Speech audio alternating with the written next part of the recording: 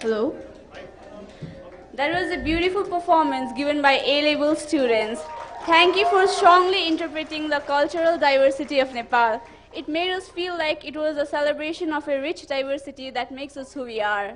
Thank you, Akriti Upadhyay, Shreya Parajuli, Nupur Fuyal, Numa Subba, Nihona Pradhan, Utrina Nirola, Ashka Shrestha, Srizala Sigdel, Mili Tamang, Avni Aral Saha, Antara Sharma, and Kusum Tiwari for opening the inaugural ceremony. Now, allow us to formally start the inaugural ceremony of the 4th Global International Conference. Good morning, namaste, and greetings to all the dignified personalities, guests of honors, research participants, and delegates from different parts of the world. I am Rastu Kharka from BBA 7th semester at Global College International. And I am Pratishtha Acharya from 7th semester from Global College International. We feel immensely privileged to be here as the Masters of Ceremony for the inaugural ceremony of this mega event of GCI, the 4th Global International Conference. Due to the COVID-19 pandemic, we had been carrying out the conference virtually since the past 2 years.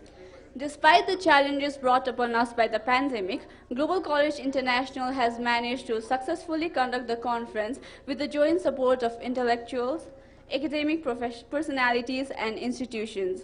With more enthusiasm and higher spirit, now here we are, finally being able to inaugurate this mega event physically in the presence of respective delegates from around the world and our dear participants.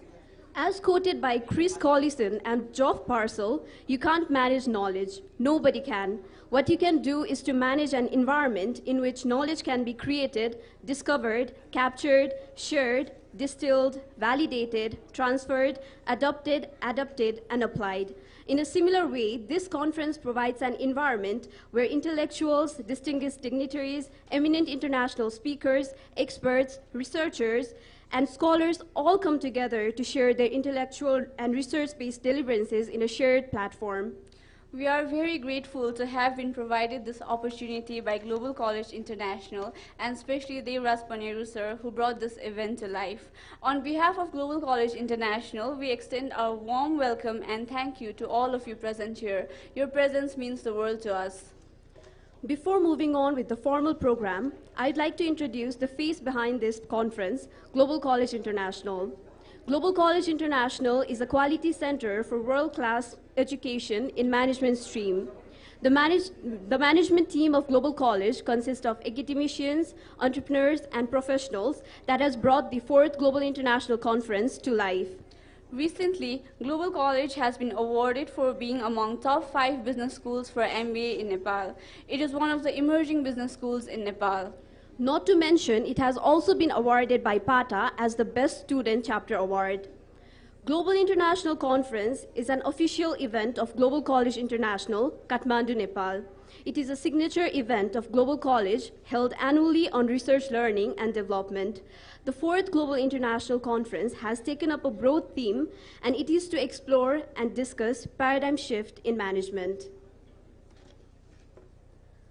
Without further ado, we'd like to move on to the formal seat-taking session of the conference. It is my pleasure to call upon our conference chair, a senior economist and management expert, former member of the Planning Commission of Nepal, Professor Dr. Puskar Bhattacharya, to chair the 4th Global International Conference 2022. We are pleased to have you as our conference chair. We request you to take your seat on the dais. Thank you so much, sir, for being here with us. Now, calling upon our chief guest, Vice Chancellor of Midwest University, Professor Dr. Nanda Bahadur Singh, to take the seat as the chief guest of 4th Global International Conference. Professor Dr. Nanda Bahadur Singh is the Vice Chancellor of Midwest University, Surkhet, Nepal. He has served a full professor at the Central Department of Zoology, Tribhuvan University for the last 27 years. Professor Singh is the first Nepalese researcher to be accredited with PhD under Japanese government from the University of Tokyo, Japan in 2002. He has been a renowned researcher and visiting professor for several universities throughout. Thank you for being with us here today, sir. We have our next dignitary from the embassy sector, Deputy Chief of Mission of Qatar Embassy in Kathmandu, Nepal, Mr. Khalid Abdullah Al Ibrahim, to take his seat as our guest.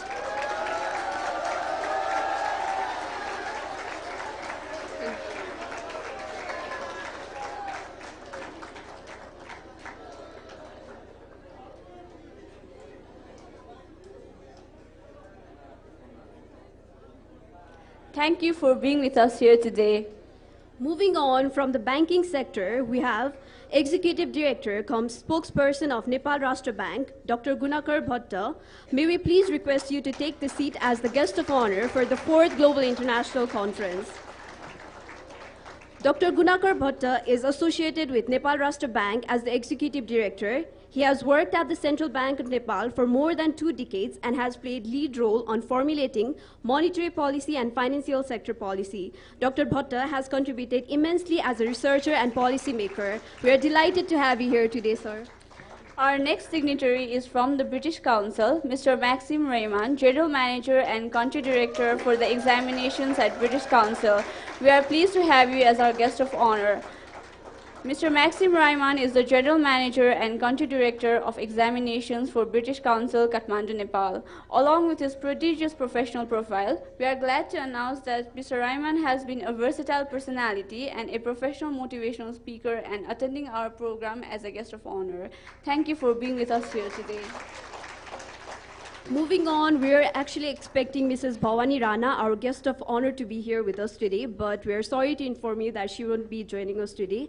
We checked with her yesterday and she confirmed with us till the afternoon, but later on she informed us about the unfortunate demise of her brother-in-law, so that's why she couldn't be here with us today.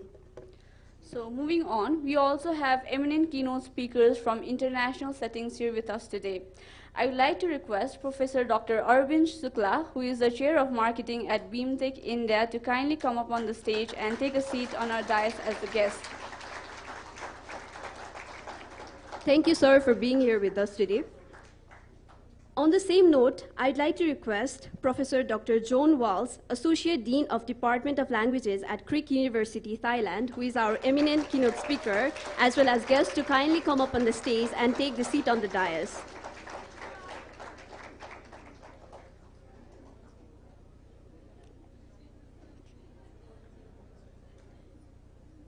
Thank you for being with us here today, sir. I'd also like to request the Dean of Graduate School of Management, who is the Senior Professor of Management, Midwest University, Professor Dr. Deep Bahadur Rawal, our eminent keynote speaker, to kindly come up on the stage and take his seat on the dais.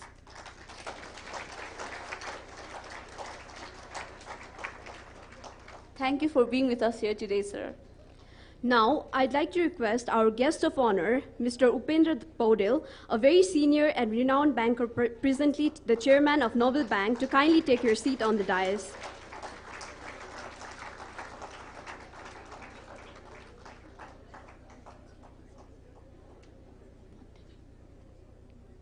Thank you, sir, for being here with us today. On the same note, I'd like to request Professor of Management at Midwest University, Professor Dr. Chandra Prasad Rizal, as our eminent keynote speaker, to kindly come up on the stage and take the seat on the dais.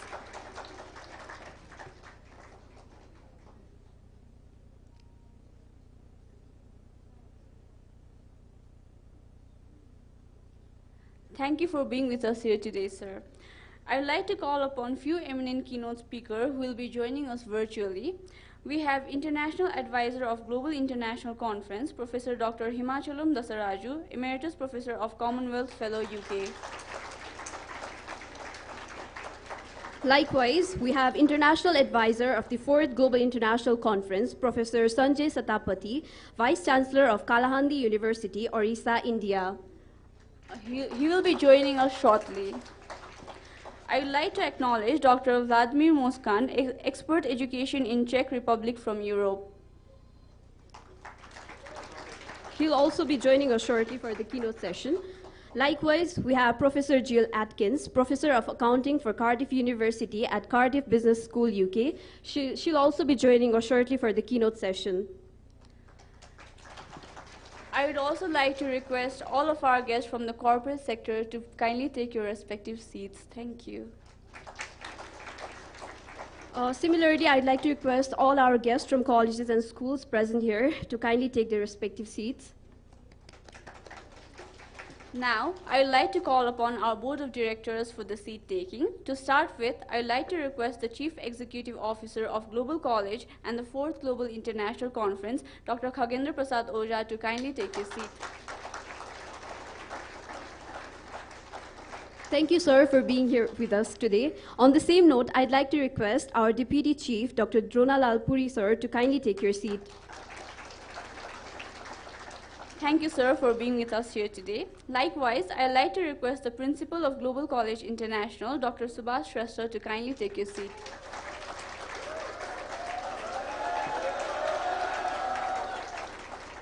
Thank you, sir, for being here. On the same note, I'd like to request the Principal of Global College of Management and Global School of Science, Ambadatta Joshi, to kindly take your seat.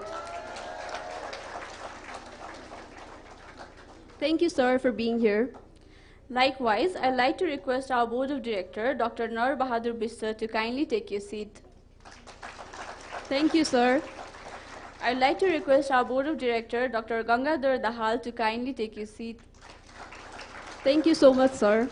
I'd like to request our Board of Director, Dr. Devraj Paneru, sir, to kindly take his seat. Thank you, sir. I'd like to request our Board of Director, Mr. Dharmaraj Ojha, to kindly take his seat. Thank you for being here, sir. I'd like to request our Board of Director, Mr. Subhash Chandra Bhandari, to kindly take his seat. Thank you for being present here, sir. I'd like to request our Board of Director, Mr. Navaraj Bhandari, to kindly take your seat. Thank you so much, sir, for your presence. At last, I'd like to request all the directors, coordinators, staff, faculty, and students of Global College International, Global College of Management, Global School of Science, Liberty College, research paper presenters, conference participants, media personnel to kindly take their seats. Thank you. Now, I'd like to request Dr. Khagendra Oza, the CEO of Global College and Associates, and also the conference chief, to welcome all the dignitaries on the stage by handing over the bouquets. I would like to request all the volunteers to bring the bouquet on the stage.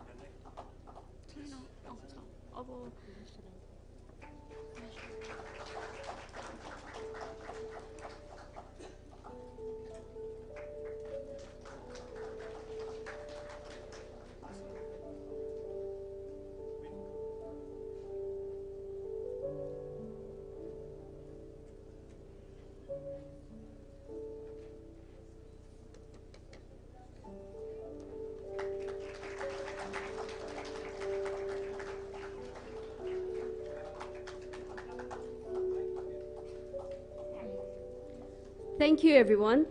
Now, it's time to inaugurate the conference formally. But before that, I'd like to request all of you to pay your respect towards the Nepali national anthem, as this conference is being held in Kathmandu, Nepal. And we'd like to start with the national anthem first. I'd like to kindly request our IT team to play the national anthem.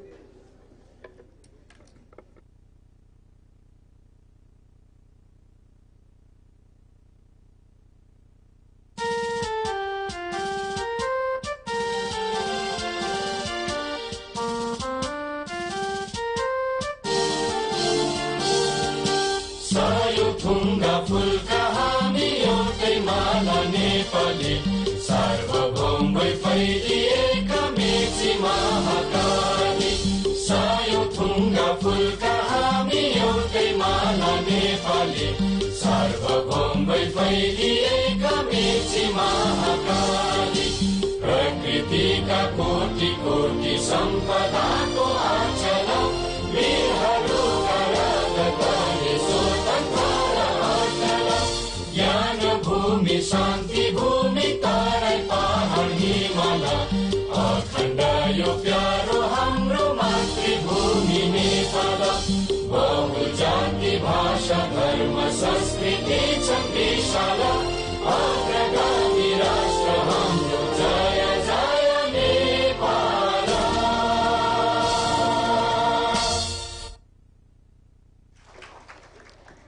Thank you, everyone. Excellencies, distinguished guests, ladies and gentlemen. To begin with, I'd like to call upon Professor Dr. Nanda Bahadur Singh, Vice Chancellor of Midwest University, the chief guest to inaugurate the 4th Global International Conference by lighting the lamp along with conference chair and dignitaries on the dais.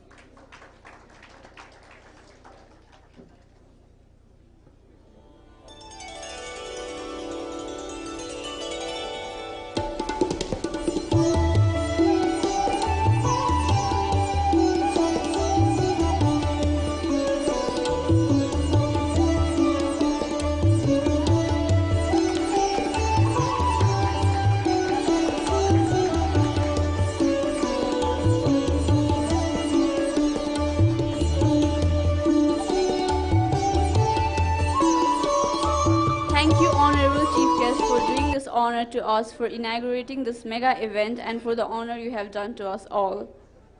Now, to formally welcome the dignified personalities, research participants, delegates, and all the participants, I'd like to invite the conference convener, Dr. Subhash Shrestha, the principal of GCI, to deliver his welcome speech.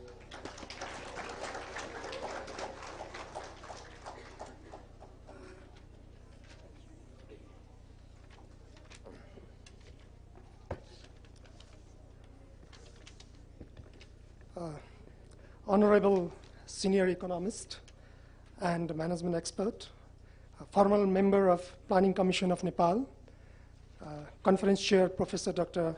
Pushkar Bajracharya, Vice Chancellor of Midwest University, and the chief guest for today's conference, Professor Dr. Nanda Bahadur Singh, guest of honors, eminent speakers, paper presenters, participants, organizing team members, and the sister concerns, Global College of Management, Global School of Science, Uniglobe College, Liberty College, Uniglobe Higher Secondary School, Uniglobe School, Valley View School, media partners, ABC News, Silapatra, and career partner, Foxjob. A very warm welcome to this 4th Global International Conference 2022.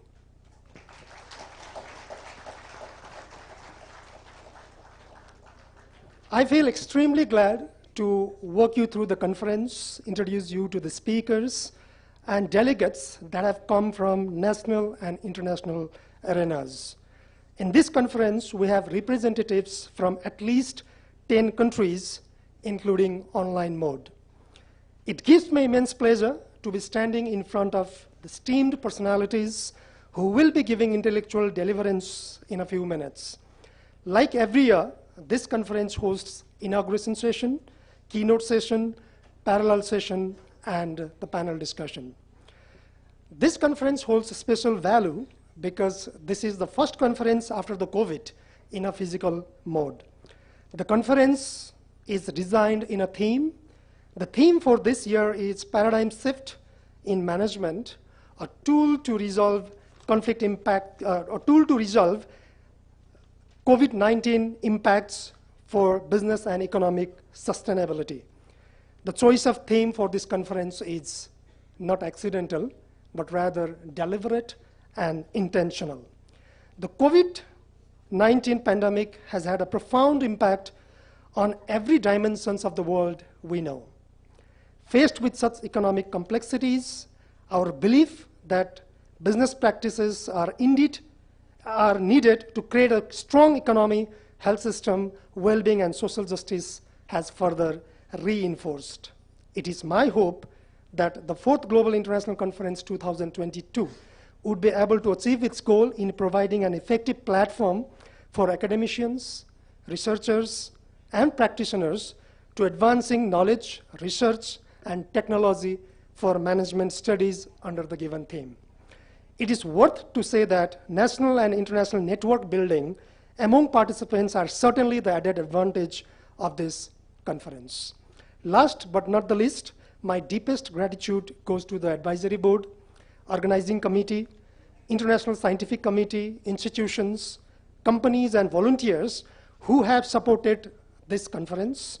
Although we try our finest to be professional, on behalf of Global College International, please accept our sincere apologies should there be any inconvenience that occur before, during, or after the event. I wish you a productive conference with exciting and encouraging discussions and exchange of knowledge so that together we can anticipate a future of groundbreaking knowledge, research, and technology for management education. May God bless us all to make this event a successful and enjoyable one. Thank you, everyone. Thank you so much.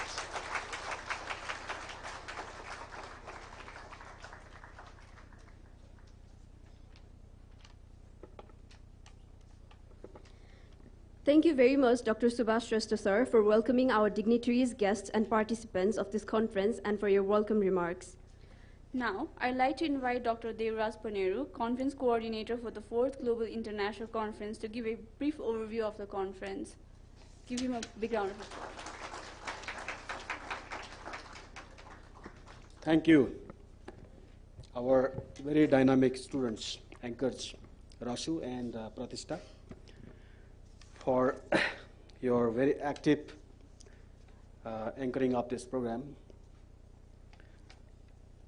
Honorable Chief Guest, respected Vice Chancellor of Midwest University, Professor Dr. Nanda Bahadur Singh, Honorable our mentoring personality, very senior economist of Nepal,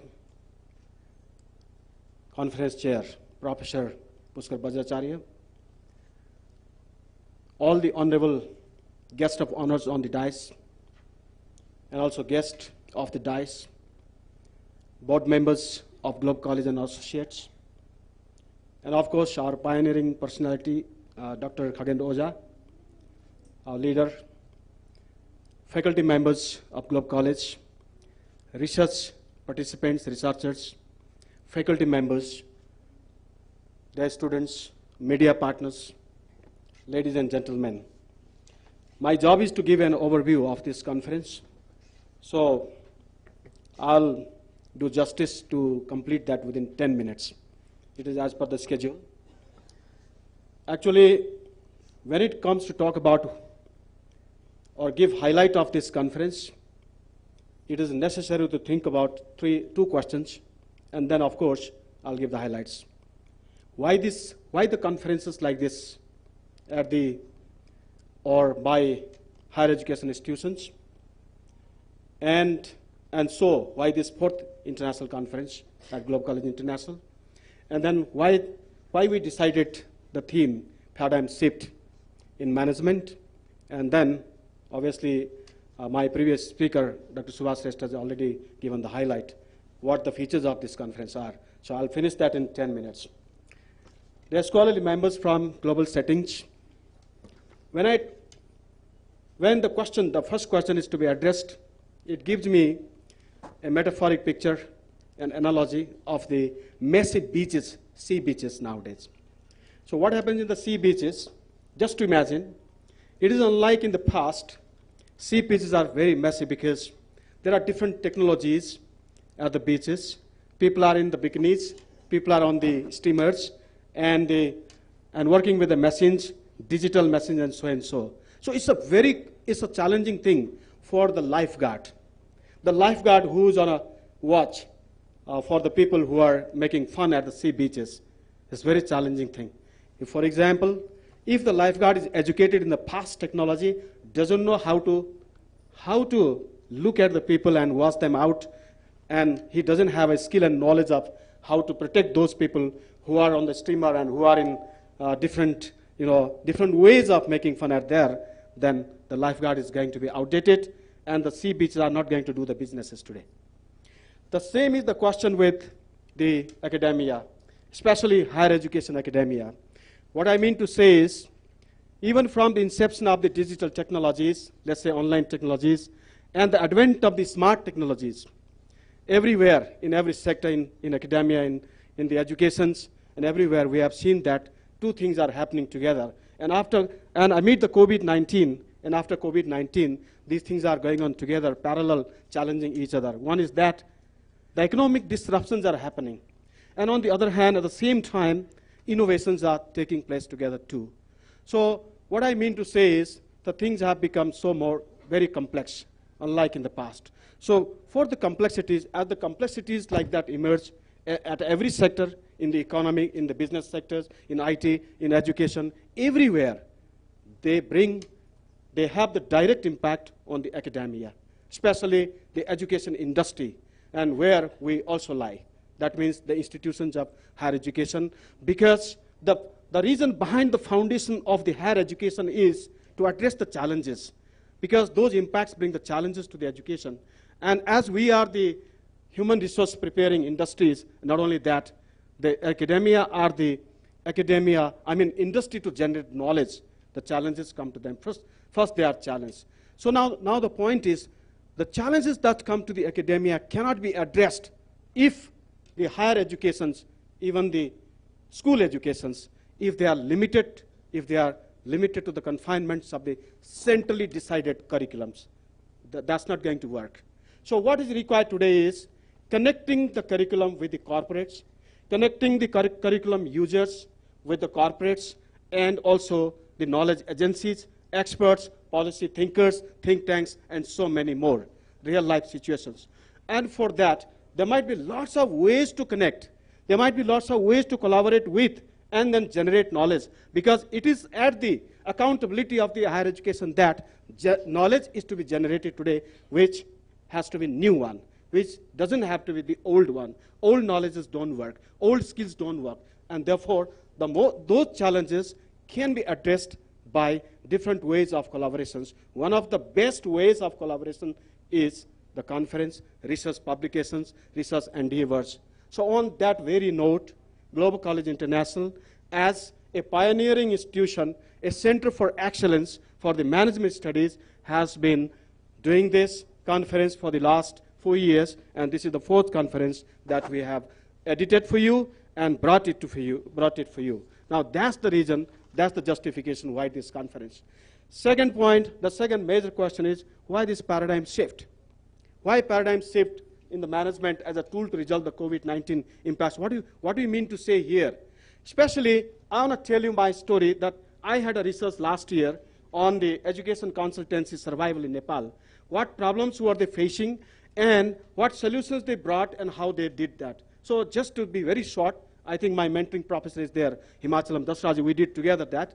And then we came to know that it is those education consultancies that survived amid COVID-19 through the pandemics, and also not only survived, did major businesses, whereas the large number of the education consultancies collapsed and are at the verge of collapsing. So what this tells us now? This tells us that those sectors of the businesses, academia, whichever the developmental sectors, are passing through innovation. Innovation means those sectors that are able to bring shift into their approaches of doing things, in their approach to work, in their approach to professionalism, in their approach to businesses, survived, and not only that, made more businesses and more profits, obviously performances. So it is at that point, this is necessary that we need to be informed by the research speakers today. We need to be informed by our eminent speakers. We need to be informed from the distinguished speakers who are the policy think tanks and the speakers. Therefore, we crafted this theme. We adopted this paradigm shift because we have to raise a discussion on that. We have to start a discussion. What would be the paradigm shifts in management, in different sectors of management? What approaches and devices and what tools and technologies shall work in order to change our ways of professionalism and then do better performance and cope with the challenges which are enormous challenges in this 21st century. And for that, since we have to be informed today by our research speakers, researchers, and tomorrow we are discussing on the brain drain as an alarming issue of Nepal. And what I mean to say is, because of the COVID-19, Nepal has suffered economic recessions, and there are the think tanks over here, even from Rashtra Bank, they will be speaking about it all. And therefore, we have seen that the brain drain is becoming an alarming issue. And before that, what paradigm shifts, what would be the paradigm shifts that we had to be informed, and that's why we have, just to give a highlight, 3 sessions today. The inaugural session talks about, it delivers the policy thoughts. And we have the keynote session where the paradigm shifts are being addressed from the eminent speakers, from their research practices, from their research experiences. And obviously we have the third session, the researchers are there who have been talking about, who have been bringing the research knowledge on different sectors, addressing this paradigm shift in management. So and tomorrow we'll be talking about the brain drain as an alarming issue, what its causes have been, where are those foundations where the brain drain started from, and what the implications that we are suffering at the underdeveloped economies like Nepal, and what will be the solutions, what approaches will bring solutions as paradigm shift. So based on that, we have this theme, this paradigm shift in management today, and for your very quality presence, I finally would like to thank you all, and I'm sure we all are going to have a nice quality time with all our eminent speakers and distinguished guests. For example, the chief guest from Midwest University as well. Thank you so much.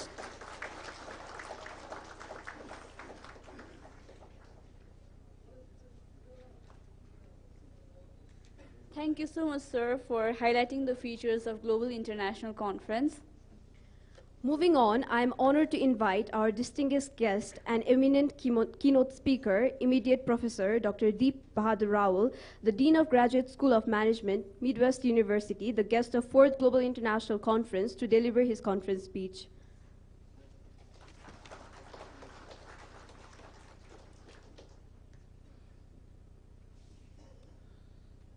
Thank you for wonderful and beautiful anchoring of this international conference. Honorable Chairman of Conference, Honorable Vice Chancellor of Midwest University, Professor Dr. Nanda Bahadur Singh,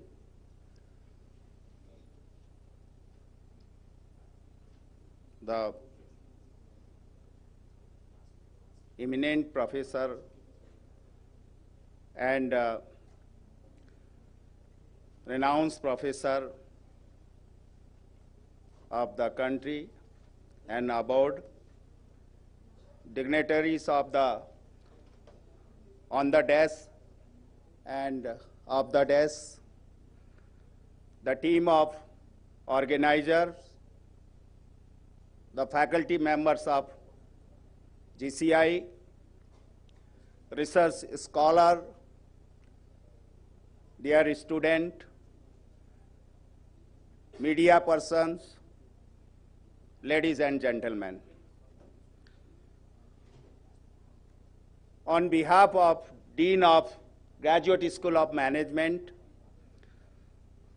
first of all, I heartily welcome to all dignitaries on the desk and off the desk and all participants, all the research scholars who will be present their research paper in this seminar. I would like to appreciate all the research scholars, all the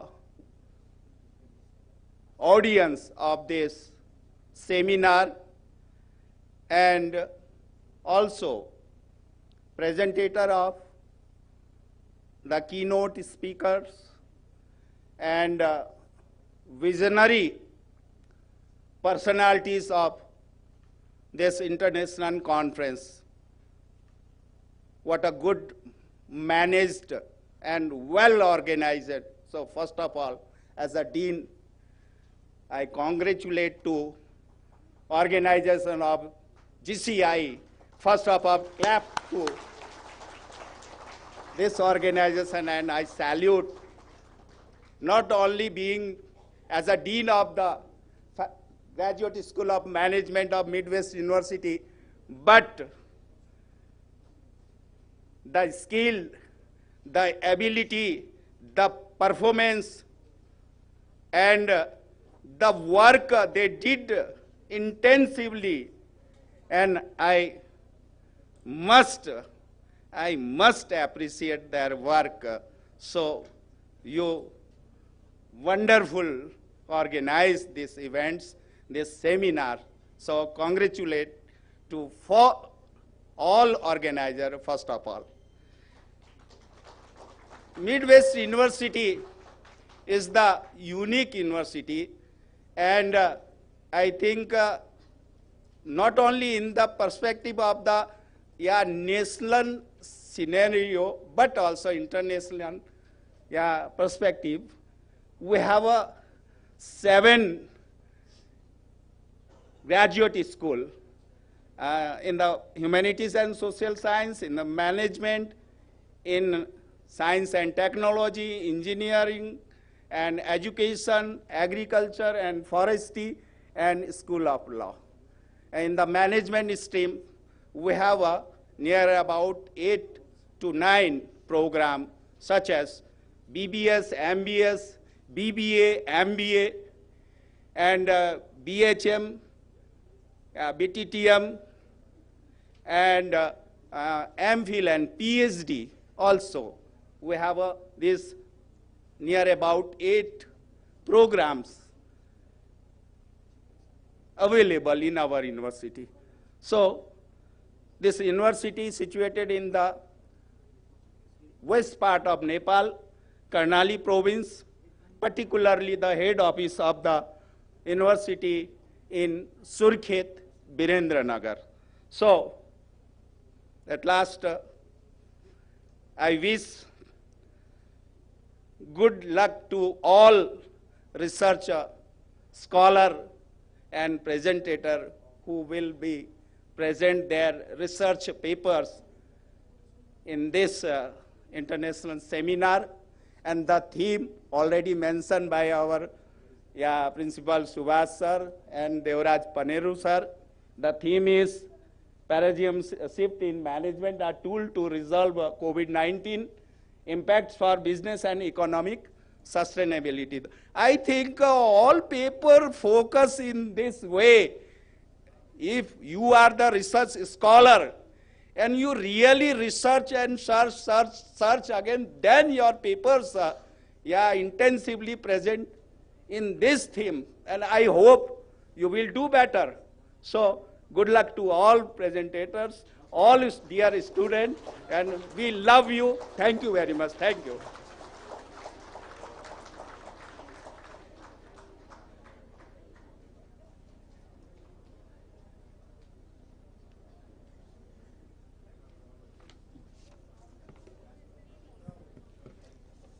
Thank you very much, sir, for your intellectual and valuable insights.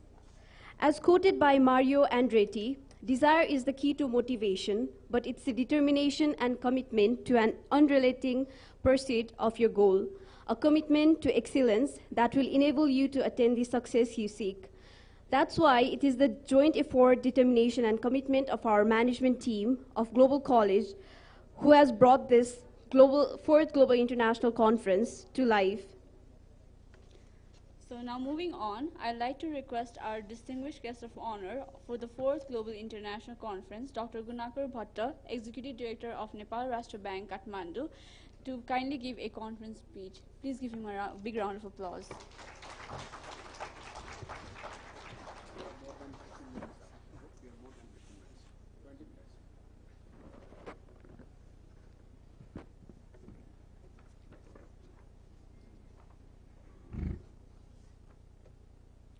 Good morning. Respected conference chair, chief guest, eminent personalities, senior professors, speakers, conference participants, ladies and gentlemen. First of all, I would like to congratulate the Global College of Management for being able to host this 4th international conference despite the uncertainty in global arena. Also, I am thankful to the organizer, especially respected Dr. Khagendra Prasad Oja, for allowing me to share some thoughts in this August gathering. Educational institutions, scholars, and pundits have to think beyond the box, think for generations to come, and guide the mass for sustainability. I believe the goal of this conference is to prepare younger generations for the same. I see all the learned and experienced faces here who have shaped the history and guided us through ups and downs, and I'm sure this conference will be insightful and productive for all the scholars and participants. Let me start with Srimad Bhagavad Gita, which has guided our society for long by transferring a great lesson that to human beings that we are not eternal, only the soul is eternal. Thus we believe in eternality of institutions. The same philosophy in business world is reflected in the maxim that man may come and man may go, but business goes forever. And this, in accounting, we have practiced the concept of going concern. Business organizations are the most important pillars of the economy. A minor interruption in business continuity can have a long-lasting impact on the society and economy as a whole. The recent example of the COVID-19, which not only took 6.6 million lives, but impacted the global economy extremely. According to the International Monetary Fund, the global economy contracted by 3% in 2020.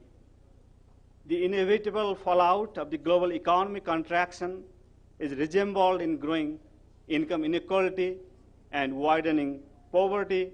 There are estimates that more than 100 million people have been pushed into extreme poverty because of the pandemic. Moreover, the divide between haves and have-nots has widened globally. In Nepal, the preliminary estimate conducted by the central bank during the time of the COVID, it showed that only 4% of the businesses were running perfectly during the time of the COVID. 96% businesses, either they were partially opening or mostly they were closed. Nearly 2 million jobs were lost. The economy contracted by 2.4% in 2020.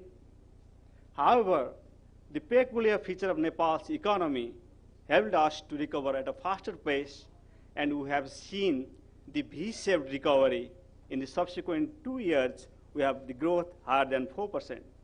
Business operations have become usual, and the economy is in its normal path.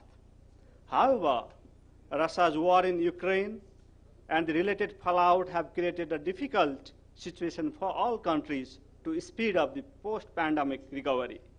The increase in food and commodity prices has affected the least developed countries the most.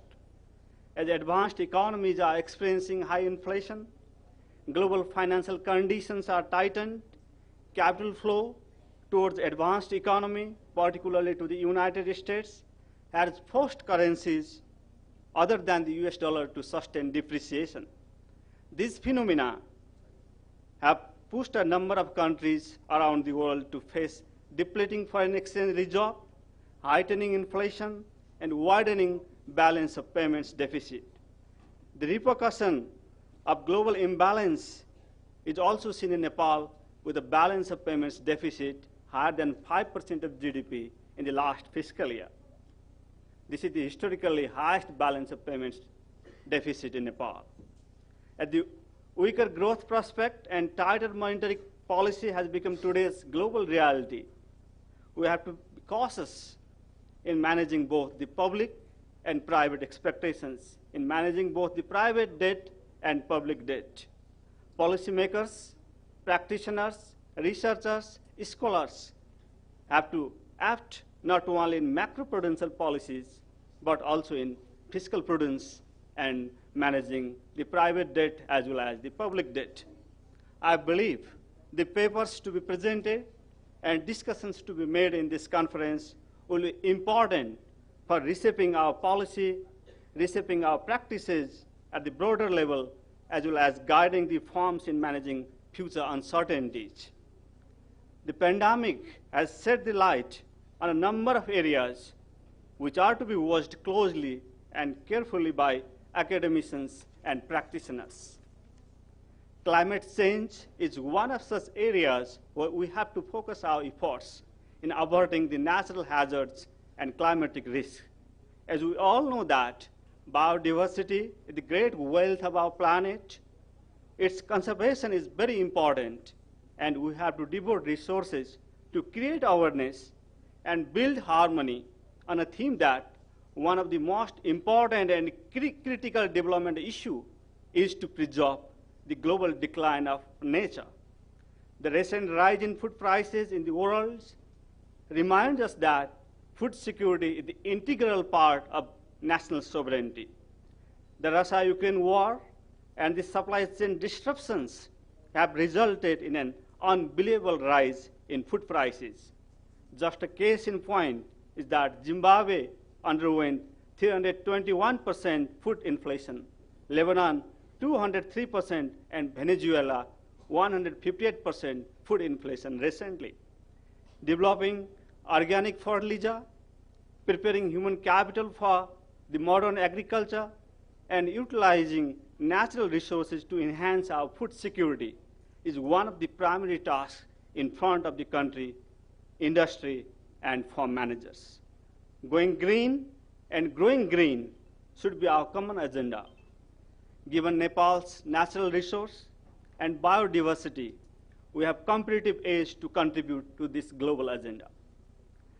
Digitization is one of the most important agenda of the day. Digital payments, digital lending, insurance technology, digital banking, digital assets have become the routine of modern society. The COVID-19 has pushed forward this agenda in an unprecedented manner. Ensuring security in this area is very important. An in-depth and coordinated study, as well as common understanding in minimizing the risk is very important. In the earlier months of 2022, when Nepal Rashtra Bank was spreading the message that be aware of crypto transactions, we had to hear a number of complaints against the one who speaks against the crypto. But today's global experience at the time of the crypto crash has reinforced that we are speaking the truth. The COVID-19 has also made aware of our limitations and realities in managing the health system. Designing appropriate healthcare system, managing the healthcare system, and making it affordable for all is really a challenge. Equity, efficiency, and access in healthcare management is the most important task for every society and each and every country around the world. At a time when the advanced economies are struggling to ensure appropriate and affordable healthcare management, we have to think beyond the horizon, and we have to widen the healthcare coverage to the nook and corner of the country. So I see the major role of management education in managing emerging uncertainties and encountering unprecedented challenges. I'm sure these types of forums, guided by great minds and intellect, will support the society and economy in redesigning our policy framework and widening our thinking horizon. Before concluding, let me reiterate one of the important fact that integrity management has also become one of the major challenges in every society now these days. So how to teach that integrity management, which we call in finance the information asymmetry problem, moral hazard and adverse selection we learn in finance. And that is from our philosophical perspective, from our ancestors, we have learned that integrity management, ethical management, good ethics. So this is another challenge in every part of the society, in every part of the community. So we have to instill the thinking of integrity management in younger generations, whereby our future generations, wherever they are, either in the business area, whether they are in the government or in the politics or wherever in the policy making, they will contribute additionally.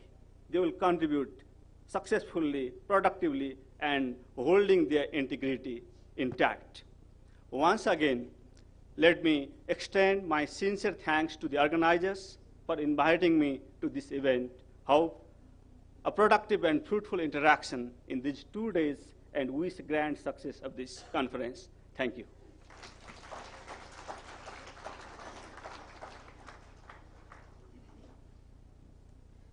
Thank you so much, sir, for your knowledgeable research-based speech. Moving on, I am honored to invite our distinguished guest of honor for the 4th Global International Conference, Mr. Maxime Breman, General Manager and Country Director for the Examinations at British Council, Kathmandu, to deliver his conference speech.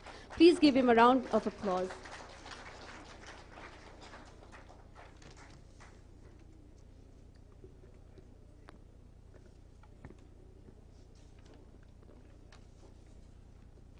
Thank you so much.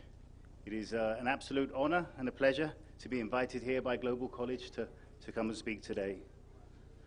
I'm just going to say a few short things about the pandemic and how we all know it was a hard experience. It was a difficult experience, but I think for it to have value for us, we need to understand that it had to be a learning experience, and there is learning we have to take from the pandemic. Opportunities to reset, to change the way we do things.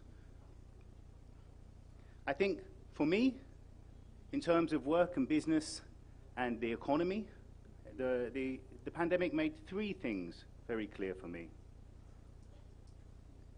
The first is that companies need to practice empathy.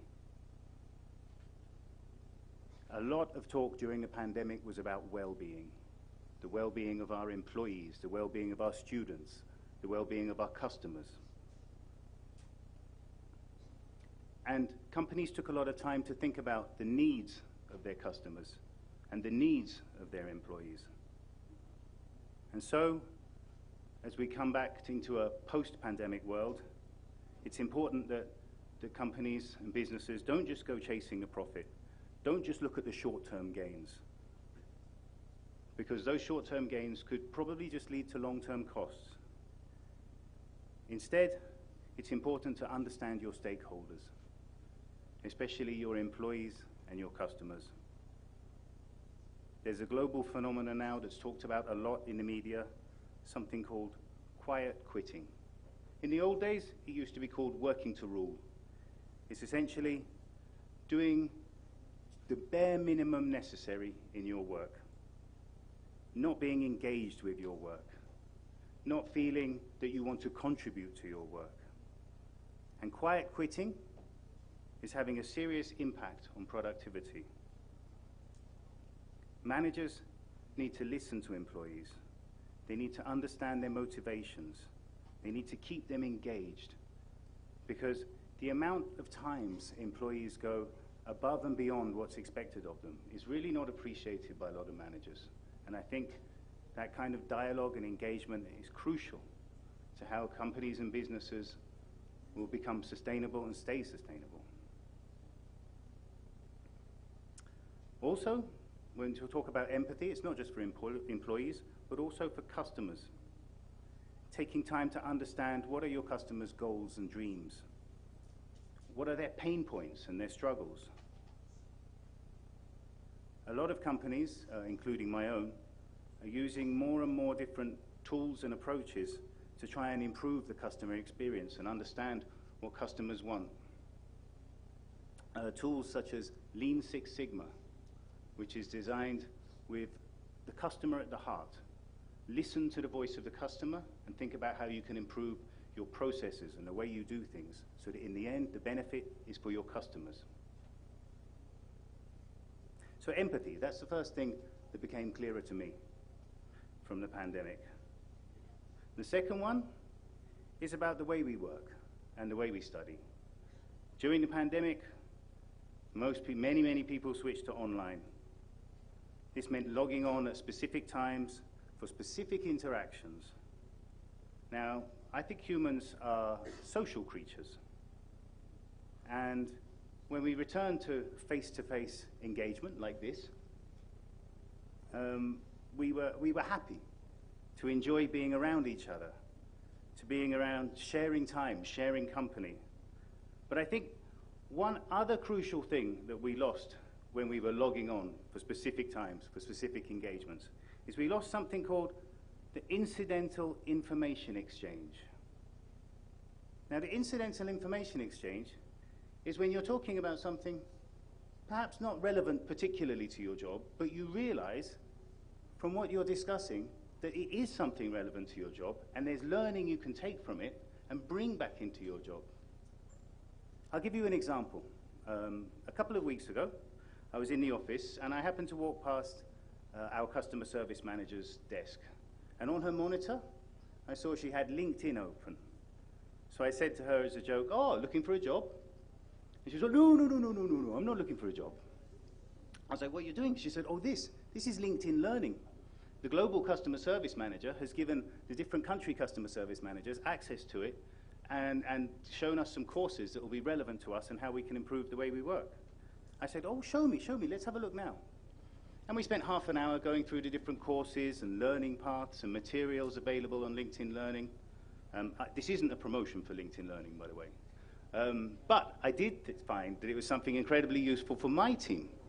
So since then, I've gone out and bought access to all our team so that they can then choose and select from a massive range of courses to help them improve the way they work.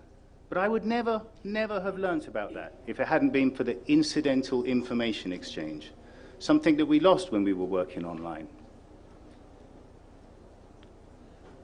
Now, the third thing is, I think, while we embraced digital solutions during the pandemic, I think we could also find that what was clear to me was there are limitations to digital solutions. Social media, online gaming, streamed television, these have changed the way that we use our free time. But I would argue, perhaps you might disagree with me, that apart from access to information, work has been less changed than free time by the digital revolution. Digital technology has made services easier to deliver. However, manufacture is still at the heart of economic growth. In manufacture, efficiencies are easier to realize than in services. Exports are easier to make than in services. If we think back to 1990, China and India had similar size economies then. India became the back office of the world and had experienced massive growth out of that. But China became the factory of the world and experienced growth that we couldn't even understand. So I think, just to sum up, 3 things that the pandemic has made clear to me. Number 1, we need to practice empathy in what we do, in our work. We need to embrace incidental information, and we need to stay focused on what counts. Thank you.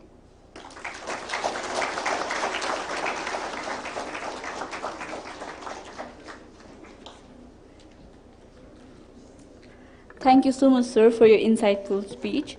As this is an academic program, I'd like to request all the students to please keep their mobile phone on silence. Thank you. Now, moving on, I'd like to request our guest, Mr. Upendra Podel, a very senior and renowned banker, the chairman of Noble Bank, to deliver his conference speech. Please welcome him with a big round of applause.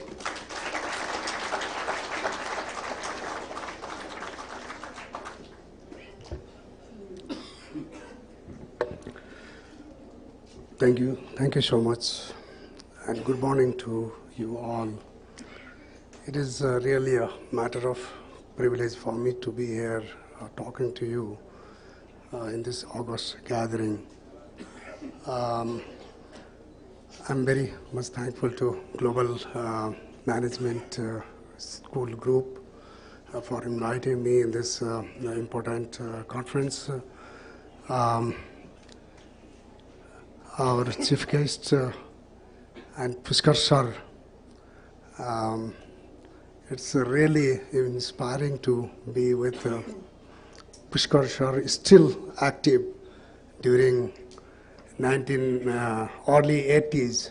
I used to be his student, and he is still active. And I took retirement from active banking just 5 years back, but still I'm involved in a way or other. But it's just really, you can just imagine. Pushkar sir is still active and inspiring all of us. It's really a great thing for us. This topic today is very, very relevant, I would say. As a banker, let me share a few of my experience. The first credit proposal I took back in 1986 as a banker was for a cigarette manufacturing.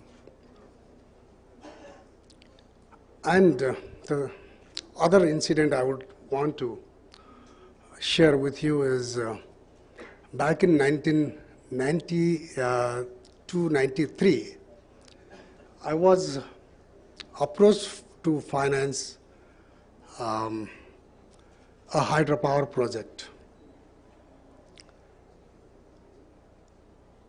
That cigarette manufacturing back in 1986, we decided to finance the project. Today, if I get that proposal, I will not finance. And back in 1992-93, when I considered the hydropower project, that time I never thought of what the impact is going to be when this project is being implemented, is commissioned in a remote village, whether that is going to impact on the livelihood, negative impact on the livelihood of the people. I just thought, okay, this is the promoter, these are the people, the project is financially viable. I never thought that project is socially and other environmentally viable or not. Now, my perspective has changed. Whatever we do as a business, we need to always think of economic sustainability. Not only economic sustainability, overall sustainability. Because when we utilize our natural resources, we need to think of our future generation as well.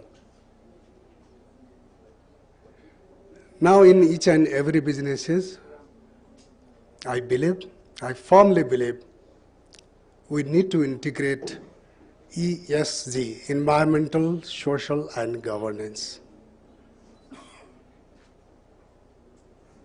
So that's the kind of message I got from one of the global international banking conference back in 2016.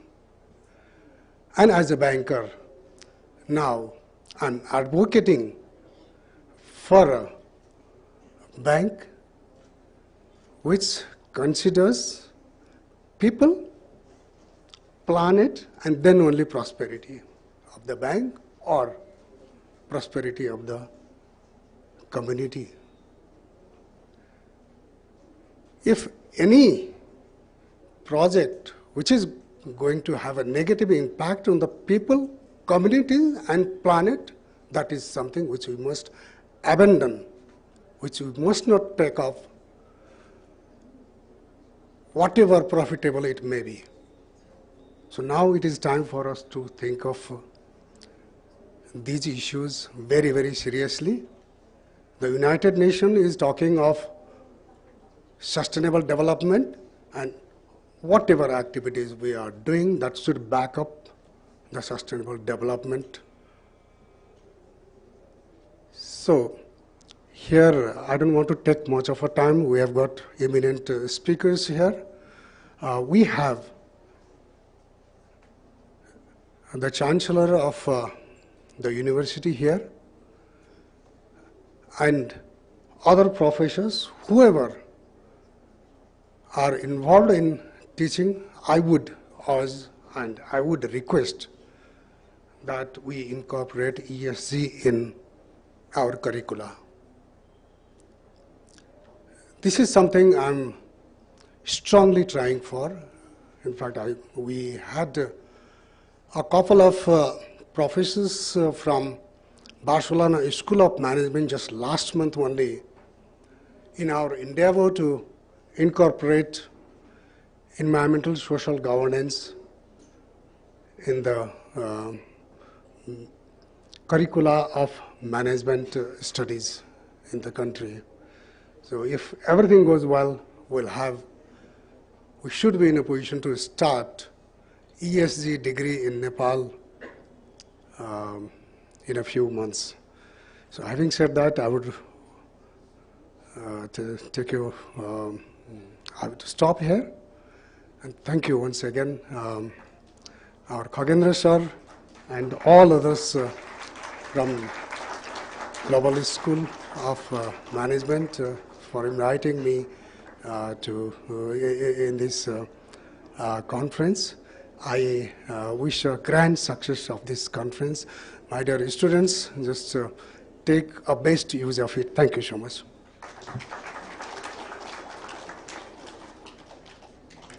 Thank you so much, sir, for sharing your experience and valuable insights with us. Now, I'd like to request our chief guest for the 4th Global International Conference, Professor Nanda Bahadur Singh, Vice Chancellor of Midwest University, to deliver his speech. Please give him a big round of applause.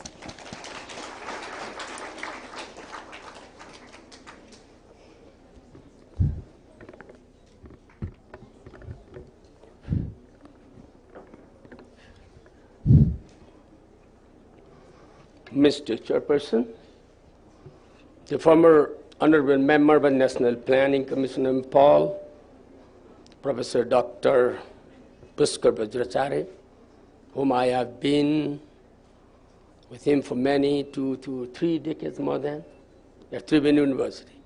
When I was a young student, he was a professor at SEDA. I recall his activities still going on. Guest of honors, eminent speakers, Deputy Chief of the Mission of the State of Qatar. Just yesterday evening, I participated in the National Day of Qatar at Salty Water. I congratulate you.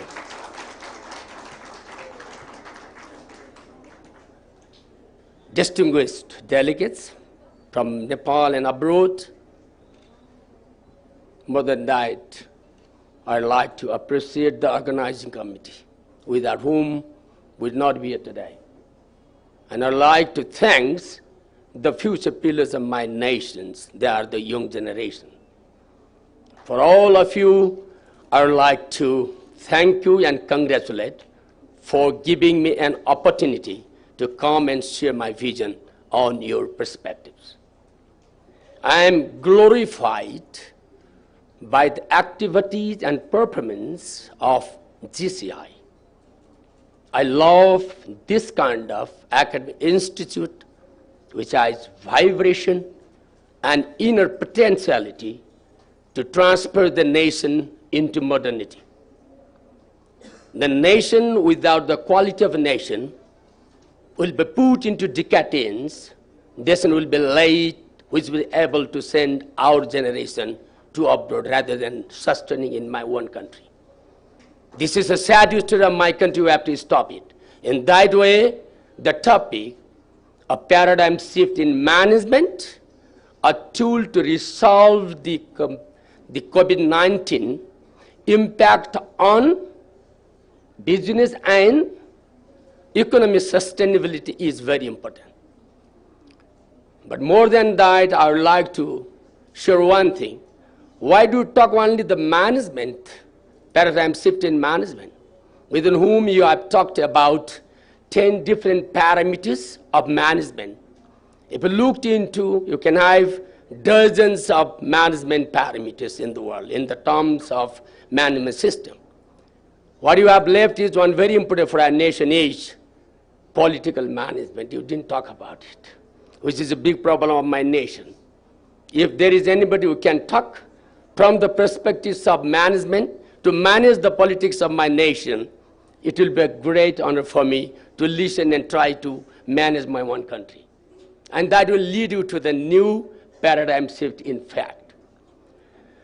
With these words, let me share you a few very important my perceptions regarding this conference. Number one,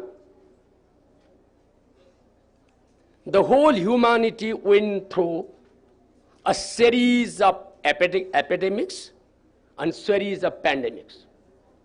If you take the human civilization and development of human and the development of the organism, some people talk about 4.5 billion years ago.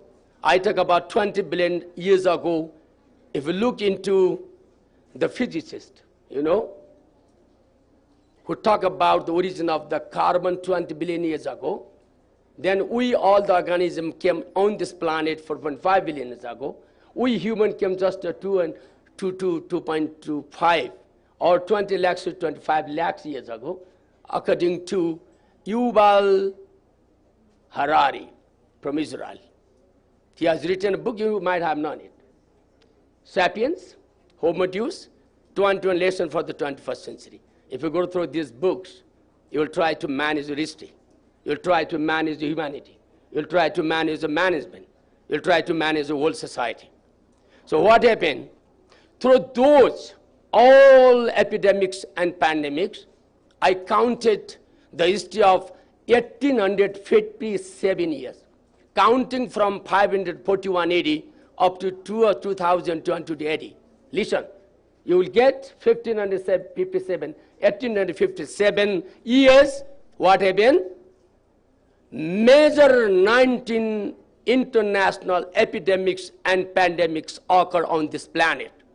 We swept out 195.35 million to 537.85 million human population of this world. Can you imagine it? Can you imagine it?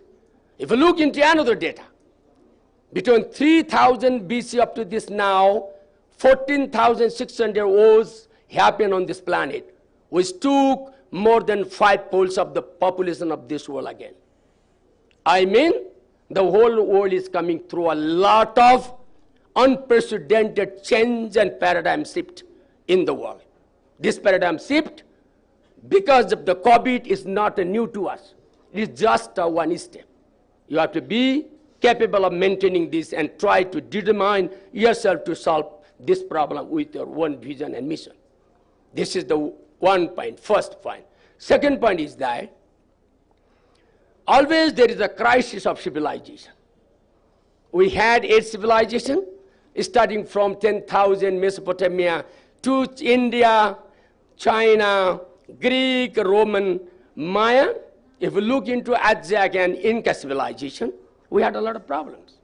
Again, humanity began to have a shift in paradigm because of the management of our society, management of our civilization. Today, again, we saved our civilization. The third point is,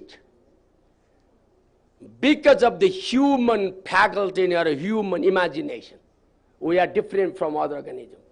As a student of natural science and biological sciences, I can easily recognize the distinction between human and non-human. The human is because can use the imagination and can use the language. Chimpanzee can also use language. They have 98.6%. We have also 1.4% is different, 98.4%, but we have 1.6% difference. Being a genomic student, being an expert on genomic science, human genome, when I look into the genomes of the chimpanzee with that of the human, only 1.6% is different. That 1.6% genes makes us to speak, to use language, and chimpanzee not to speak, live in the jungle. Because of that differences, today we are capable to address any problem that comes into human civilization. We, the people in the 21st century, have to learn our generation back. Starting from 504 to 1 up to this time, they maintain so many things. We have to learn the legacy of history. If you forget the legacy of history, you cannot solve the problems of the world. This is my fourth point. With that one, I again take the quotations and his way, Yuval Harari, because I am a student of evolution, talking about the origin of organism, looking into the expansion of genomic science throughout the world, and then expansion of the DNA because of this kind of problems. What happened? Between these 2 million to 2.5 million time, in Nepal we can say 20 to 25 lakhs, human began to develop from other animals. We had 3 revolutions. 70,000 years ago we had cognitive revolution because of our cognitive ability. 12,000 years we have the agricultural revolution because of there was agricultural development when people came out of Africa hypothesis, put their mind into Mesopotamia in between the Euphrates and Tigris rivers. Second point. Third point, scientific revolution that started only 500 years ago. Today we are in the age of scientific revolution. From Europe, people began to develop because sometimes 60 to 70% of the total population of Europe was wiped out because of pandemic. Last time just I visited Norway, 80% of the population of Norway was wiped out because of the pandemic. There was a lot of, again, people came with their cognitive mind, tried to shift the paradigm, and then develop their nation today. This is my another point. So we are in the 5 years age, scientific revolution, and we crossed across society 1, that is the hunter and gathering, society 1.0, society 2.0, that is agriculture or feudalistic society, third, society industrial 3.0, and fourth, society 4.0, that is IT world. But IT is not the last limitation. Again, there is the society 5.0 today. We call it is the digital and disruptive IT world. We who are capable of becoming the member of that society will be able to have a paradigm shift in any problem in the world, whether it is management or it is non-management. Therefore, I urge you, after 2069 is my prediction, the whole world will go to become a member of Society 5.0. Are you capable of that society to be a member? Here Japan has announced there should be the innovation, FCI. There is innovation in science and technology. Government should allocate money for R&D, research and development. How much money Nepali government has allocated for R&D? If you go into the world, today Israel is number 1. 4.95% of the total budget is allocated for R&D in Israel. So that the Israeli scientists have 2.5-fold more patent right than any other scientist in the world. Next to that is South Korea. They have 4.6% of the total GDP allocated for R&D. When you come back to Nepal, we have 0.045% of R&D. Where do you go, my fellow friends? How do you think about this kind of thing? So there should be the paradigm shift in the mentality of the education, in the mentality of the political leaders and parties to have this kind of understanding. Otherwise, our university will be converted into cow set and buffalo set. Nobody study here in this country, and we have to study now. Because this year, 1,24,000, listen, this year 1,24,000 students left Nepal. With the permission of Nepal Rashtra Bank, 80 Arab billion LOI is permitted by Rashtra Bank Nepal. Last 3 years, 4 trillion, mind the money, 4 trillion Nepali money has been sent out of this nation. Because of 80 to 100 nursing colleges are stopped, another 1 trillion money is going back to other countries. And the way the Nepalese students are going to Australia is the third largest number of students in Australia each Nepali. In Japan, the third largest number of students each Nepali. If we come to Nepal, we have 84 to 100 international university affiliated colleges. The remaining students in Nepal, they are ready to pay 20, 30, 40 lakhs go this area, this crowd. But if you look into the 11 to 13 university, they are locked. People are pelting stone. They are always fighting over 365 days. 310 days are locked up in the university. Where the university will go in this part of the world? Can you have the paradigm shift in this area or not? This is my question. In this difficult situation, GCI has done tremendous job. I am proud of you people. I am proud of you people and the leadership of this country to listen this voice from this room to the whole nation that yes, the GCI is capable of maintaining and retaining our students, is able to provide the quality of education. The government should inspire this kind of organization in our country. This is my request to the political leaders and parties of my country. Last but not the least, we had hope. When there was COVID, what happened during COVID? 7 million to 18 million maximum people were victims of that. It was 0.1 to 0.4% of the total population of the world. It's not a big problem. If you look into history, more than 56 to 70% of the population are wiped out. If you look in Europe, some part of Asia, if you look in Mexico, if you look in even Italy and in Japan, big chunk of population are wiped out because of pandemic.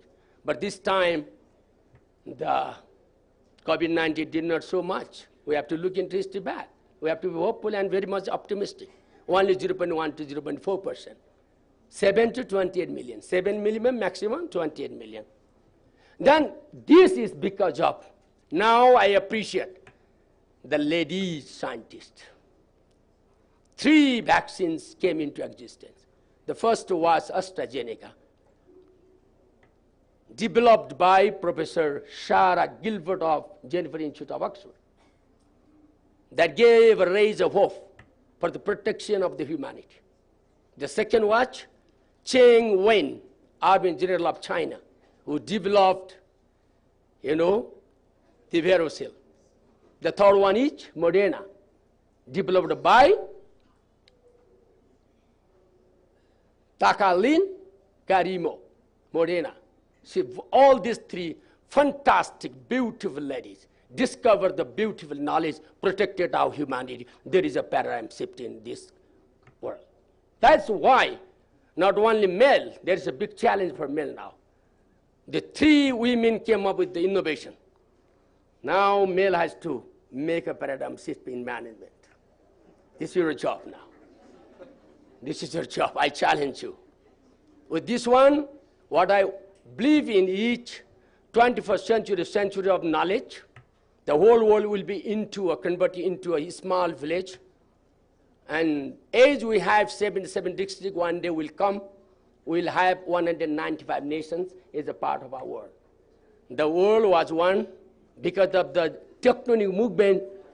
Because of the tectonic movement, there was the continent, the drift, and today we have 5 to 7. In terms of continent, we have 5 to 7 continents. In fact, we have 5 broadly, but we can say there are 7 as well. Recently, one, Zealandia is there. New Zealand has been converted into the latest continent. But I do not go into that. But if you look in this one, what happened? The whole world will be a family one day. We can share the knowledge. So the GCI has righteously brought face-to-face different minds and heart to come up with the big discussion, deep discussion, and then your resolutions and outcome will help not only our country, but the whole world in order to manage this kind of problems in the world.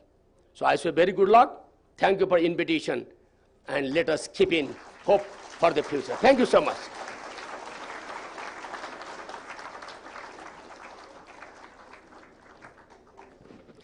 Thank you very much, sir, for your intellectual words and enlightening speech. It was really an eye-opener for all of us. Now, moving on, Excellencies, distinguished guests, ladies and gentlemen, now we have almost arrived at the end of the formal inaugural ceremony. Now, I'd like to request our conference chair, Professor Dr. Puskar Bajracharya, to conclude the inaugural ceremony of the 4th Global International Conference with his speech. Please give him a big round of applause.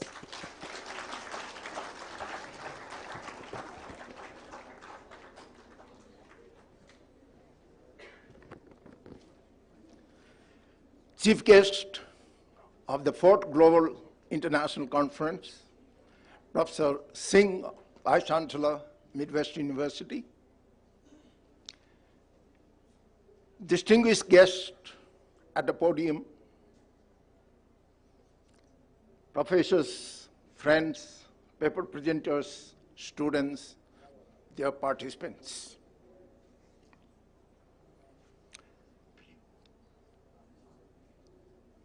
Let me first of all very briefly say 2 words about this conference. Then, of course, I have a few observations, and only then I will conclude it. Of course, I will not take much of your time. First, we are into the fourth global conference, meaning that the word sustainability that is being used here, in terms of conferencing, we have already achieved that. And this GCI Global Conference has been enshrined in the global map of conferencing, particularly in the areas of management and development. Second, let me recall a few very wise, erudite, eye-opening thoughts emerging in this discussion. Dr. Vatta explained about the global as well as specific impacts on Nepal of the COVID. Empathy, intervention, and digitization. Mr. Rehman brought it out so well, not only to address the impacts of COVID, but any other similar kinds of challenges that the humanity are going to face, have had to face before, or are going to face tomorrow. And the need for innovation, science and technology, particularly the knowledge and education, very strongly, aptly, and correctly highlighted by our chief guest.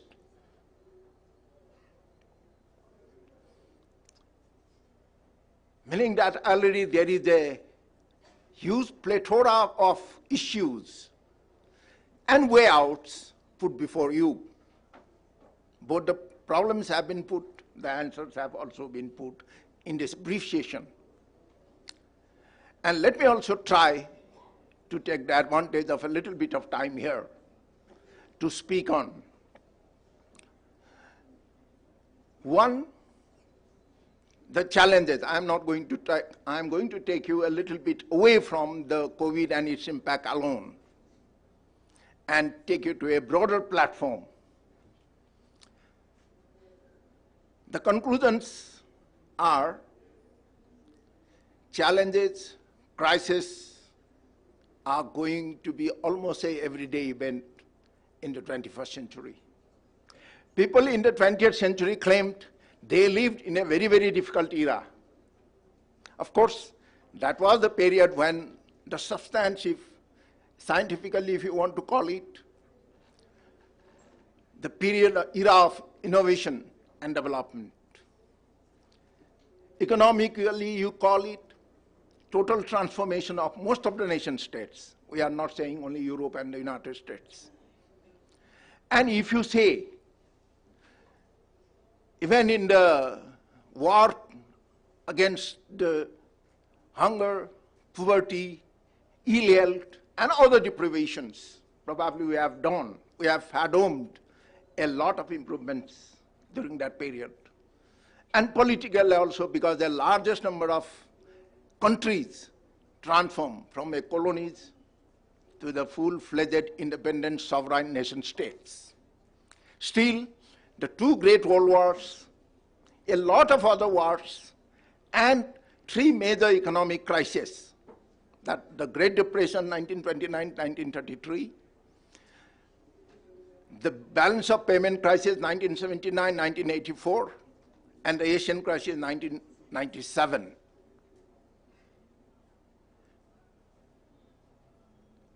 Forced the people to take it at a very challenging century. But into the 21st, we have witnessed significantly more challenges and pressures. Let me briefly remind you, 2005-06, food crisis, 2006-07, petroleum crisis, 2008-09, financial and economic crisis, 2010-14, Eurozone crisis, 2013, again the petroleum crisis, 2020-22, COVID impact, 2022-23, the war. See, we are into the 22 years of this century only, already 6 or 7 major crises have taken place. What does it mean? The conclusion is that crises are going to be much more frequent, much more encompassing the entire humanity, if it is not the entire living beings. So, we have to be ready for, and the challenges that will come, whether it is from the climate change that probably we have been experiencing quite few years, more prominent in 2022, and going to be much more tomorrow. Meaning we have to be ready to face all these kinds of things. It is going to be more difficult, and I'm not trying to sound alarming or pessimistic in this respect. Rather, more effective and efficient solutions are required. And this is what I want to share with you. So what probably will be required to do that? First, the knowledge itself, as our chief guest has also reminded us, has advocated for us. The knowledge has to be built to cope all these things. The existing body of knowledge is not simply going to be adequate to address all the challenges and problems. Think of the Great Depression. One economist came, the problem is solved. Now in the similar lines, not thousands, hundreds of thousands of people are working still. We do not have the answers, solutions. So the kind of the body of knowledge that we have been able to innovate, develop, enshrine, or inculcate are simply going to be limited. Much more will be warranted for today and for tomorrow, actually. And that is, in this respect, therefore, all the nation states must invest significantly on knowledge building, human resource development, that is education and training.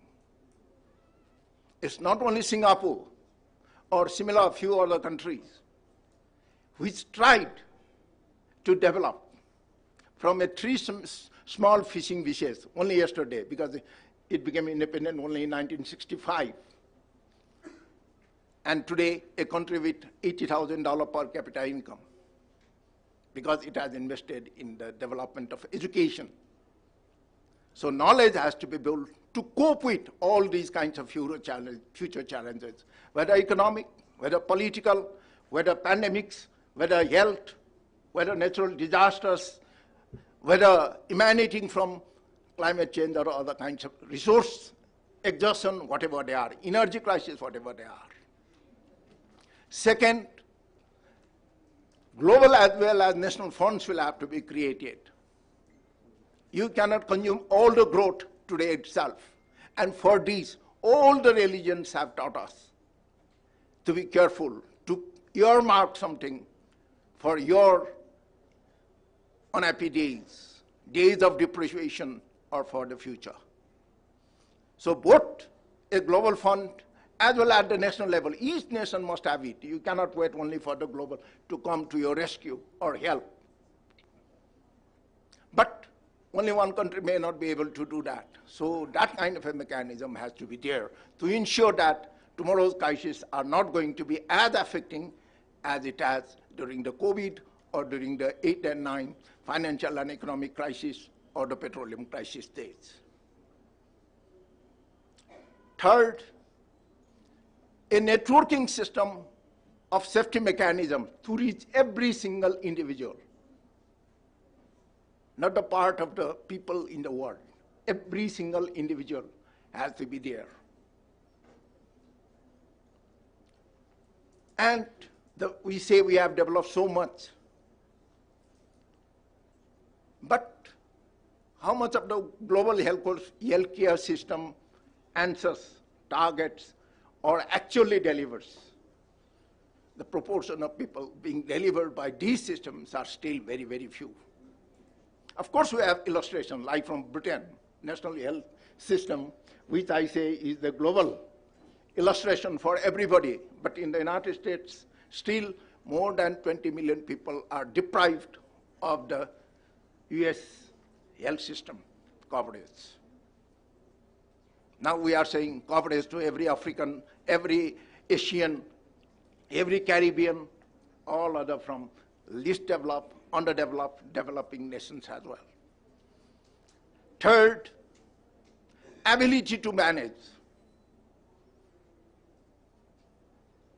And this is not a big thing. even our education, if it is insufficient or inadequate, we'll have to transform it. We'll have to change it to address all these issues. Management is a great thing. Illustrations, let me go out of way and give you 2 illustrations.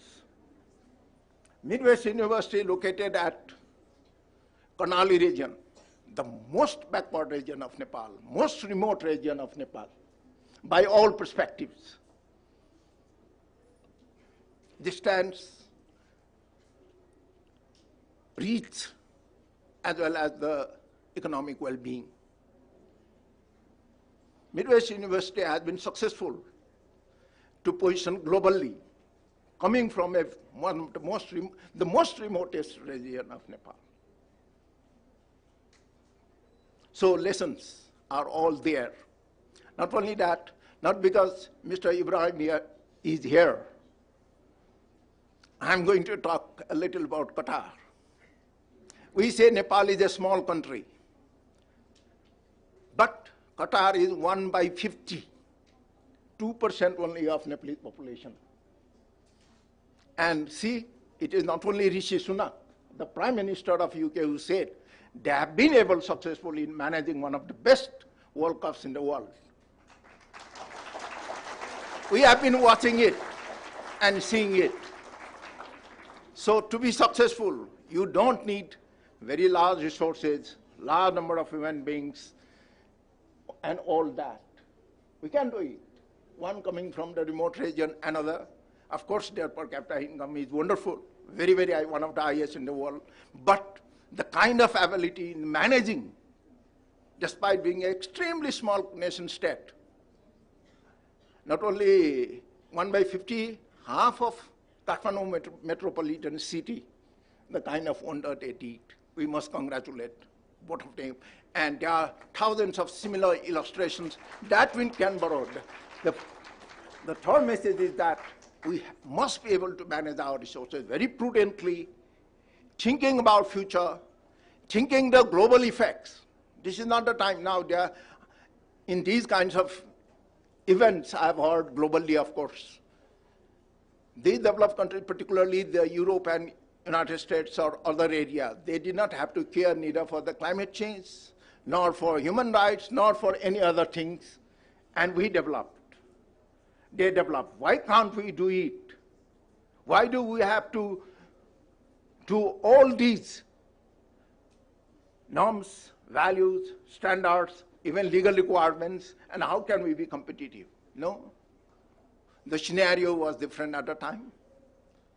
And we cannot say that just because you did it, we have to do it, because the existing perspective, taking into account the existing perspective, is a must.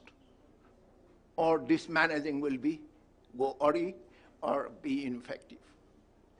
So, nobody can now question the human rights. Forget about the human rights, even the rights of any living being. The climate change is going to be there. And just because others have done, now we cannot be wasteful in a similar manner.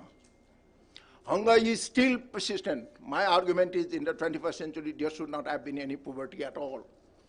That I have been repeating many times. And still I'm working on a paper that in the early 23, it must come out.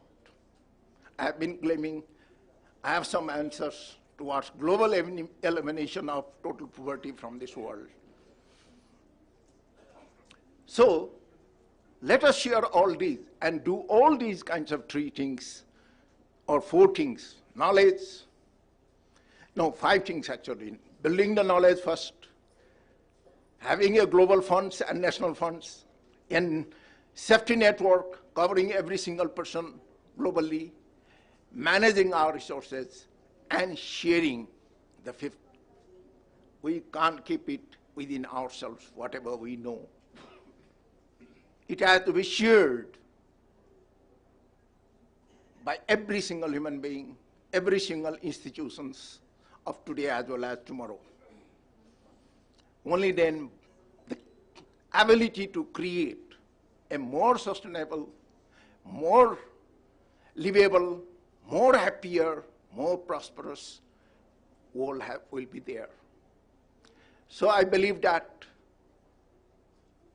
the kind of discussions that will warrant for by these kinds of conferences will be in providing more answers towards these rather than posing the problems only. And if you share it at the global level, I'm sure that despite all the prospects, we can still improve the global world and make it much more livable and happier for many more years, many, many generations to come. With this, our inaugural session is over, and the real business, I'm sure, will come. Thank you very much. I declare closure of the inaugural session.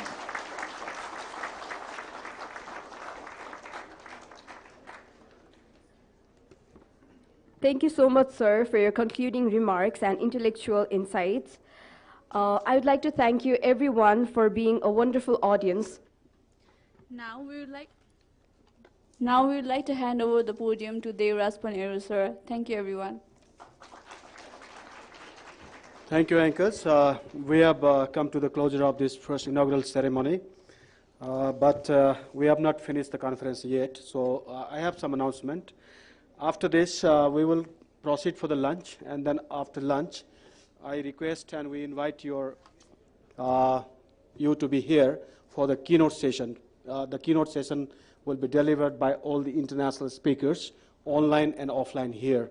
Then there will be parallel sessions and the research presentations will take place. So before that, before we actually go for the lunch, I'm going to announce, because we cannot help without giving token of love to our chief guests and distinguished guests and all. Therefore, I request the chief executive of this college and the conference, Dr. Khyagan Prasad Oza, to be on the stage and then hand over the token of love.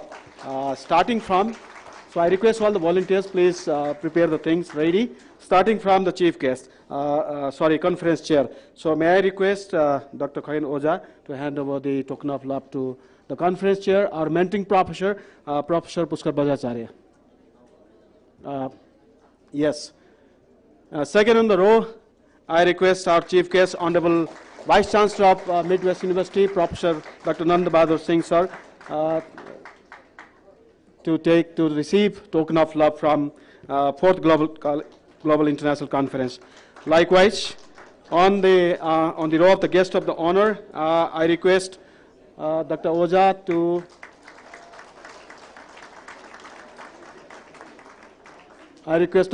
to hand over the token of love to Dr. Gunakar Bhatta, the guest of honor for this 4th Global International Conference. And on the same same row, I request Dr. Oza to hand over the token of love to Mr. Khalid. Mr. Khalid, the Deputy Chief of Qatar Embassy in Kathmandu.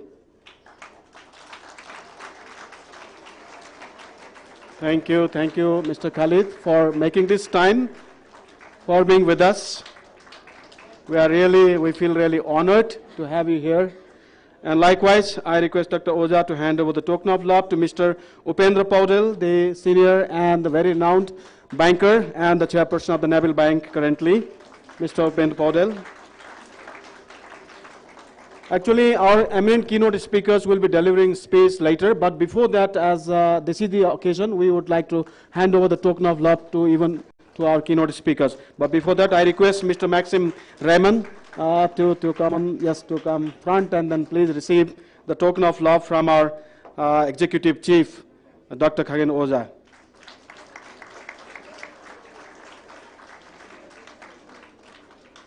Thank you, Mr. Raymond. And likewise, I request Professor Deep Bahadur Rawal, the Dean of Graduate School of Midwest University, School of Management, Midwest University, to receive a token of love.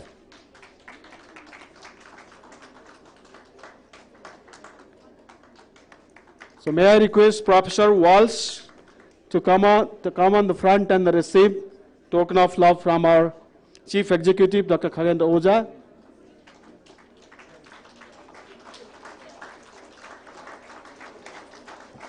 Thank you, Professor John Walsh, for making it out to come to Kathmandu from Thailand now.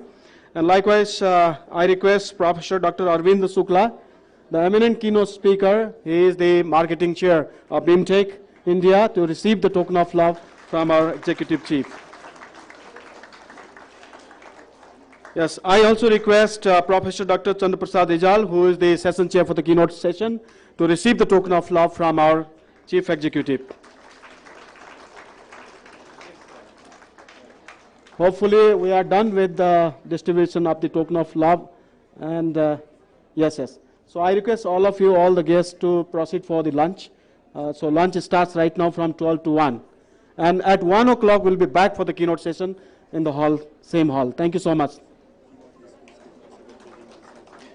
If any keynote speakers, you have your presentations, please hand over the presentations to...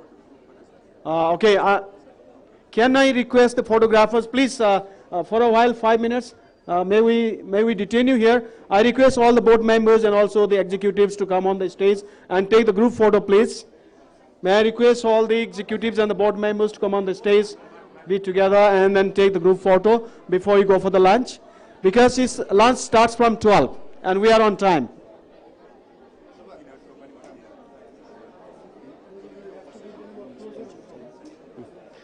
So we will have the keynote speakers joining us from the international arena, online as well, and then offline, both. So I also take this opportunity for the photo.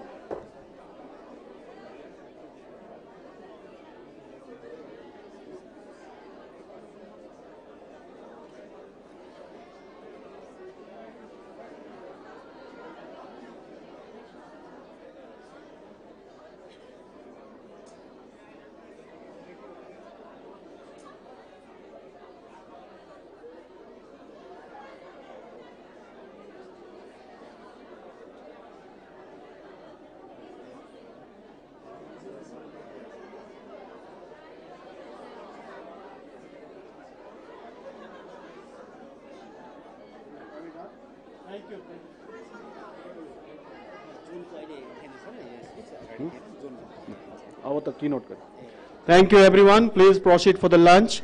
Lunch is at the same place where there was breakfast being distributed in the morning. And 1 o'clock, don't forget to be back by 1 o'clock. Especially the students of GCI, research presenters, researchers, and also, of course, guests and faculty members. Mandatorily, we are inviting you back to the hall for the keynote session. That is going to be very, very eminent keynote session, of course. Thank you so much.